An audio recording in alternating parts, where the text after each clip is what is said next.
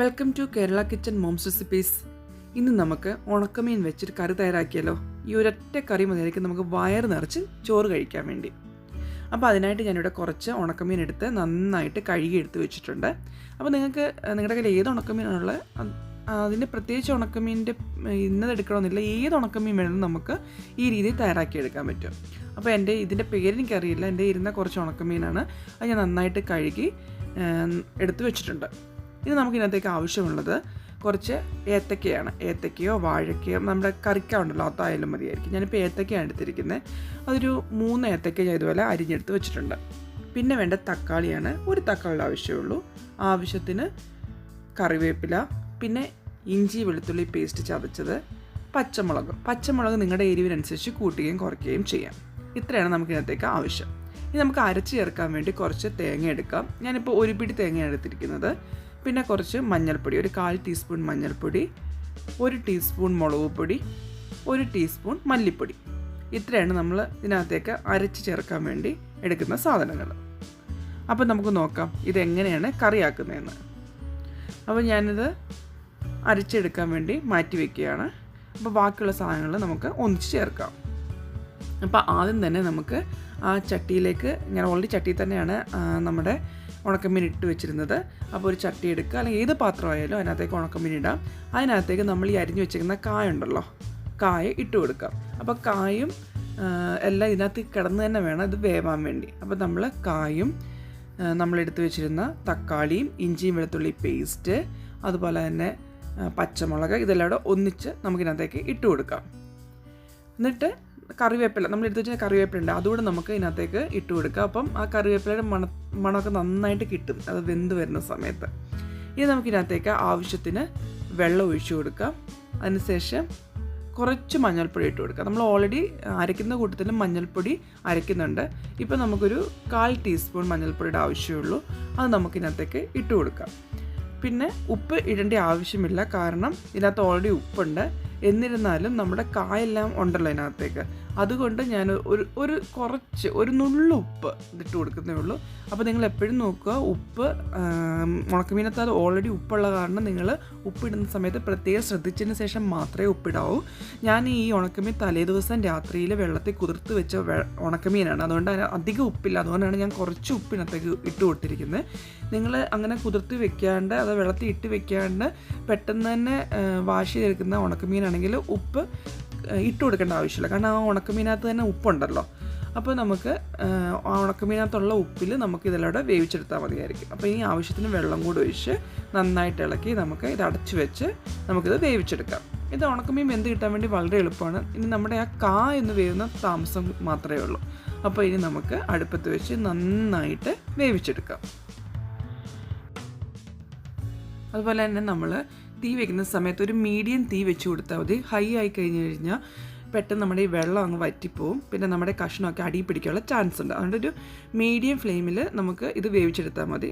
ഒരു പാത്രം വെച്ച് അടച്ച് വെക്കാം, പെട്ടെന്ന് നമുക്കിത് വെന്ത് കിട്ടും. ഇപ്പോൾ ഏകദേശം ഒരു 2-3 മിനിറ്റ് ആയിട്ടേ ഉള്ളൂ. നമുക്ക് മുടിയും തുറന്ന് നോക്കാം വെന്തോ എന്നുള്ളത്. കണ്ടില്ലേ, നമ്മുടെ വെള്ളമൊക്കെ നന്നായിട്ട് വറ്റി വന്നിട്ടുണ്ട്. കണ്ടില്ലേ, നമ്മുടെ കായ വെന്തോ എന്നുള്ളത് നമുക്കൊന്ന് നോക്കിയെടുക്കാം. പെട്ടെന്ന് തന്നെ നമ്മുടെ കായും വെന്ത് കിട്ടും. ഒരു 2-3 മിനിറ്റ്, മാക്സിമം പോയാൽ 4 മിനിറ്റിൻ്റെ ആവശ്യമേ ഉള്ളൂ. പിന്നെ അതുപോലെ നിങ്ങൾ ഇളക്കുന്ന സമയത്ത് പ്രത്യേകിച്ച് ശ്രദ്ധിക്കുക, നമ്മുടെ ഉണക്കമീനെ പൊടിഞ്ഞു പോകാതിരിക്കാൻ വേണ്ടി പ്രത്യേകം ശ്രദ്ധിക്കുക. ഇനി നമ്മുടെ വെന്തോ നമുക്കൊന്ന് നോക്കാം.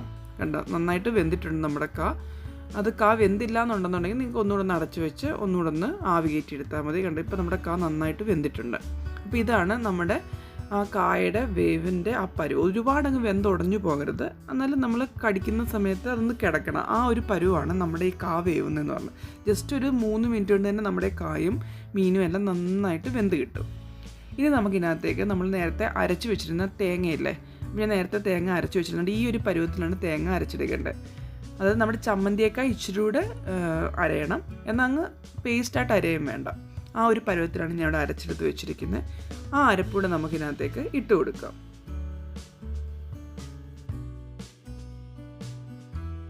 ഇപ്പം ഞാൻ അരപ്പെല്ലാം ഇട്ട് കൊടുത്തിട്ടുണ്ട്. ഇനി നമുക്ക് ആ മിക്സിയുടെ ജാറിനകത്തോട്ട് തന്നെ കുറച്ച് വെള്ളം ഒഴിച്ചൊന്ന് കറക്കി നമുക്കിതിനകത്തേക്ക് ഒഴിച്ചു കൊടുക്കാം. കാരണം നമ്മുടെ വെള്ളം ഓൾറെഡി നമ്മൾ വറ്റിപ്പോയിട്ടുണ്ട്, കണ്ടോ നന്നായിട്ട് വറ്റിയിട്ടുണ്ട്. അപ്പോൾ നമ്മുടെ കറി ഇച്ചിരി സെമി ഗ്രേവി തിക്കിലിരിക്കണമല്ലോ. അപ്പോൾ അതിനുവേണ്ടി നമുക്ക് കുറച്ച് വെള്ളം കൂടി ഇതിനകത്തേക്ക് ഒഴിച്ചു കൊടുക്കാം. നിങ്ങൾക്ക് മിക്സിയുടെ ജാറിനകത്ത് ഒഴിച്ച് ചേർക്കണമെന്ന് ഇഷ്ടമില്ലെന്നുണ്ടെങ്കിൽ അല്ലാണ്ട് കുറച്ച് വെള്ളം ഒഴിച്ച് കൊടുത്താൽ മതി. കാരണം മിക്സിയുടെ ജാറിൽ ഓൾറെഡി ആ തേങ്ങയുടെ അംശം ഉണ്ടല്ലോ, അതുകൊണ്ടാണ് ഞാൻ ജാറിനകത്തേക്ക് വെള്ളം ഒഴിച്ചതിന് ശേഷം ഇതിനകത്തേക്ക് ചേർത്ത് കൊടുത്തത്. ഇനി നമുക്ക് ആ വെള്ളം ചേർത്ത് കൊടുത്തിട്ട് ഒന്നുകൂടെ ഒന്ന് ആവി കയറ്റിയെടുക്കാം. അതുപോലെ തന്നെ നിങ്ങൾ അധികം അങ്ങ് ഇളക്കി ഇതങ്ങ് പൊടിച്ചെടുക്കരുത്. അപ്പം നിങ്ങൾ ആ വെള്ളം നോക്കിയിട്ട് ആവശ്യമെങ്കിൽ കുറച്ചുകൂടെ വെള്ളം നമുക്കിതിനകത്തേക്ക് ഒഴിച്ചു കൊടുക്കാം. എന്നിട്ട് നമുക്കൊരു ഗ്രേവി ടൈപ്പിലാണ് നമ്മൾ ഈ കറി ഉണ്ടാക്കുന്നത്. അങ്ങ് പറ്റിച്ചെടുക്കുകയല്ല ചെയ്യുന്നത്, നന്നായിട്ടൊരു ഗ്രേവി ടൈപ്പിലാണ്.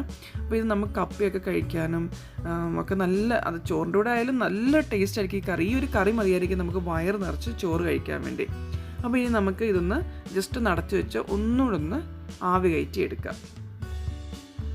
ഇപ്പോൾ നന്നായിട്ട് തിള വന്നിട്ടുണ്ട്. അപ്പോൾ ഞാൻ നോക്കിയപ്പോൾ ഉപ്പ് ഇത്തിരി കുറവായിട്ട് തോന്നി. കാരണം നമ്മൾ വീണ്ടും തേങ്ങ അരച്ചു, പിന്നെ വെള്ളമെല്ലാം ചേർത്തില്ല. അപ്പോൾ ഉപ്പ് ഇച്ചിരി കുറവായിട്ട് തോന്നി. അതുകൊണ്ട് ഞാനൊരു ഒരു നുള്ളു ഉപ്പ് ഇതിനകത്തേക്ക് ഇട്ട് കൊടുക്കുകയാണ്. അപ്പോൾ നിങ്ങൾ എപ്പോഴും ഉപ്പിട്ട് കൊടുക്കുന്നതിന് മുമ്പ് ഉപ്പ് നോക്കിയതിന് ശേഷം മാത്രം, പ്രത്യേകിച്ച് ഈ ഉണക്കമീൻ കറി വെക്കുമ്പോൾ ഉപ്പ് നോക്കിയതിന് ശേഷം മാത്രമേ നമ്മൾ ഉപ്പ് ഇട്ട് കൊടുക്കുക. അല്ലെങ്കിൽ ഭയങ്കര ഉപ്പായിപ്പോൾ നമുക്ക് കഴിക്കാൻ പറ്റാത്തൊരവസ്ഥയായിപ്പോൾ. അപ്പോൾ ഞാനിപ്പോൾ ഉണ്ടാക്കിയ കറിക്കകത്ത് ഇച്ചിരി ഉപ്പിൻ്റെ കുറവുണ്ടെന്ന്, അതുകൊണ്ട് ഞാൻ ഒരു നുള്ളു ഉപ്പിനകത്തേക്ക് ഇട്ട് കൊടുത്തു. അപ്പോൾ അങ്ങനെ നമ്മുടെ കറി ഇവിടെ റെഡി ആയിട്ടുണ്ട്. ഇനി കുറച്ച് കറിവേപ്പില ഉണ്ടെന്നുണ്ടെങ്കിൽ ആ കറിവേപ്പില അതിൻ്റെ മുകളിലേക്ക് നമുക്ക് ഇതിനകത്തേക്ക് ഇട്ട് കൊടുക്കാം. അതിനുശേഷം നമുക്ക് ഒരു പാത്രം വെച്ച് അടച്ചു വയ്ക്കാം. അപ്പോൾ ആ കറിവേപ്പില ഫ്ലേവറൊക്കെ നമ്മുടെ കറിക്കകത്ത് നന്നായിട്ട് കിട്ടുകയും ചെയ്യും. ഒരു 2-3 മിനിറ്റ് ആവശ്യമുള്ളൂ. എന്നിട്ട് നമുക്ക് തീ ഓഫ് ചെയ്യാം. അതിനുശേഷം നിങ്ങൾ എപ്പോൾ കറി വിളമ്പാൻ എടുക്കുന്ന അപ്പം മാത്രം നമ്മുടെ ഈ മൂടി തുറന്ന് നോക്കിയാൽ മതിയായിരിക്കും. അപ്പം നല്ല പെർഫെക്റ്റായിട്ട് നമ്മുടെ കറി റെഡി ആയിട്ടുണ്ട്. ഇപ്പം ഞാൻ ഏകദേശം ഒരു അരമണിക്കൂറിന് ശേഷമാണ് ഈ മൂടി തുറന്ന് നോക്കുന്നത്. കണ്ടോ, അപ്പം ചൂടൊക്കെ ഒന്ന് ഒതുങ്ങി, കണ്ടില്ലേ, ആവിയൊക്കെ മാറി നമ്മുടെ കറി നല്ല പെർഫെക്റ്റായിട്ട് വന്നിട്ടുണ്ട്. നല്ല മണമുണ്ട്, ആ കറിവേപ്പിലയുടെ മണവും ഉണക്കമീൻ്റെ മണമൊക്കെ ആയിട്ട് നല്ലൊരു ടേസ്റ്റാണ് ഈ കറിക്ക്. നിങ്ങൾ തീർച്ചയായിട്ടും ഒന്ന് ട്രൈ ചെയ്ത് നോക്കുക. പെട്ടെന്ന് പച്ചമീനൊന്നും കിട്ടിയില്ലെങ്കിൽ ഉണക്കമീൻ ഉണ്ടെങ്കിൽ ഈ രീതിയിലൊന്ന് തയ്യാറാക്കി നോക്കുക. ആവശ്യം പോലെ ചോറ് നമുക്ക് കഴിക്കാൻ പറ്റും. ഇനി നമുക്ക് ഇഷ്ടമുണ്ടെങ്കിൽ മാത്രം കുറച്ച് പച്ച വെളിച്ചെണ്ണ അതിൻ്റെ മുകളിലേക്കൊന്ന് ഒഴിച്ചു കൊടുക്കാം. അപ്പം ഒരു നല്ല ടേസ്റ്റ് ആയിരിക്കും. പച്ച വെളിച്ചെണ്ണ ഒഴിച്ചതിന് ശേഷം ഇതുപോലെ ചട്ടി ഒന്ന് കറക്കിയെടുക്കുക.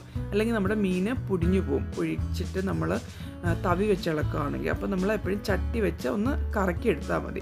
ഇപ്പോൾ ഓൾറെഡി നമ്മുടെ ചട്ടി നന്നായിട്ട് തണുത്തിരിക്കുകയാണ്, അതുകൊണ്ട് നമുക്ക് പെട്ടെന്ന് തന്നെ കറക്കിയെടുക്കാൻ പറ്റും. അങ്ങനെ നമ്മുടെ ഉണക്കമീൻ കറിയുടെ റെഡി ആയിട്ടുണ്ട്. നിങ്ങൾ തീർച്ചയായിട്ടും ഒന്ന് ട്രൈ ചെയ്ത് നോക്കണം. ഇത് ഒരു നല്ലൊരു കറിയാണ്. അപ്പോൾ ഇത്രയേ ഉള്ളൂ. വയറ് നിറച്ച് ചോറ് കഴിക്കാൻ വേണ്ടിയുള്ള ഉണക്കമീൻ കറി ഇവിടെ റെഡി ആയിട്ടുണ്ട്. നിങ്ങൾ ഉണ്ടാക്കി നോക്കിയിട്ട് അഭിപ്രായം എന്നോട് പറയണം. അതുപോലെ തന്നെ ഇഷ്ടപ്പെട്ടെങ്കിൽ എൻ്റെ ചാനൽ സബ്സ്ക്രൈബ് ചെയ്യാനും അതുപോലെ തന്നെ ലൈക്ക് ചെയ്യാനും ഷെയർ ചെയ്യാനും മറക്കണ്ട കേട്ടോ. ആദ്യമായിട്ടാണ് എൻ്റെ ചാനൽ കാണുന്നവർ ആ സൈഡിലുള്ള കുഞ്ഞു ബെൽ ബട്ടൺ അമർത്താനും സബ്സ്ക്രൈബ് ബട്ടൺ അമർത്താനും മറക്കണ്ട കേട്ടോ. അപ്പോൾ ഇതുപോലത്തെ പുതിയ റെസിപ്പികളായിട്ട് നമുക്ക് വീണ്ടും കാണാം. അതുവരേക്കും ബൈ ബൈ.